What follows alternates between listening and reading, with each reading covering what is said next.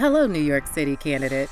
When it comes to running for office, there's one thing we definitely need to go over, and it's a biggie, like 8 million and counting big. It's about everyone you pass on the street and ride the subway with and hope to represent, and no matter what, would trade for no other people on earth. In other words, your fellow New Yorkers. Specifically, we're talking about people who contribute money to campaigns in what's known as the city's matching funds program.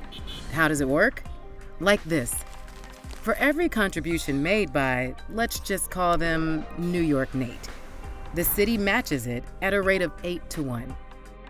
So Nate puts in $10 and the city puts in $80, which means you could have access to $90 just for Nate's contribution. We say could have access because there are a few rules to follow, but we'll get into those in a second. By participating in the Matching Funds Program, candidates like you unlock additional funds from the city for each New Yorker who gives, which allows you to spend more time with the people you'd be representing and less time fundraising. It also means a greater number of candidates from diverse backgrounds, like teachers, small business owners, and community leaders, can competitively run. For someone who's running for office, one of the first things you'll want to do is attend the 2 required trainings.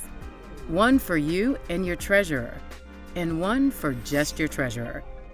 Next up, you have to agree to follow campaign finance laws, which means you're agreeing to be transparent, be accountable to the city, and use taxpayer dollars responsibly. For that reason, you also have to agree to submit your personal financial disclosure to the Conflicts of Interest Board. You'll need to meet the 2-part fundraising threshold, which is a formal way of saying the money you raise can be from contributors all over the city, but it has to add up to a certain dollar amount. And 2, a certain number of contributors have to live in the part of the city you're running to represent. There are specific amounts for each. Get those and way more details in the Candidate Services section of our site. Then, you will of course need to be on the ballot. I mean, this is probably a good idea if you want to run and win. And on that ballot, you have to be opposed by another candidate. To go even more in the weeds, for any payments you want to receive from the Matching Funds Program before the ballot is set, you still need to be opposed by another candidate who's running for the same office and registered with the CFB. But all of that is about what you need to do. What about that New York Nate guy? Which of their contributions can and can't be matched? On the can side, if Nate lives in the city and you disclose this contribution on time with the proper documentation, you'll usually be all set. What can't be matched?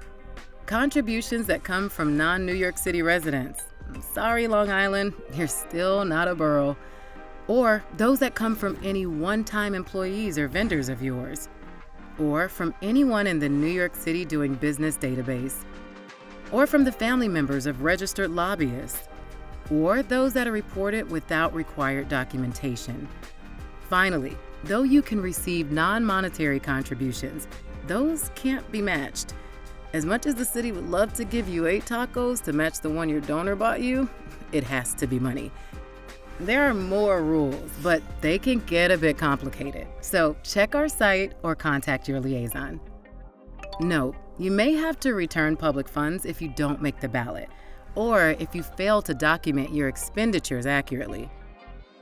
New York City has the largest public matching funds program in the country, and we're here to help you wrangle all the paperwork to take advantage of it. Get the resources and support you need, and much more on our site. But for now, we've taken enough of your time. You probably need the rest of it to, get back to running for office. Keep at it, because it's someone like you who can make this beautiful city even better for all New Yorkers.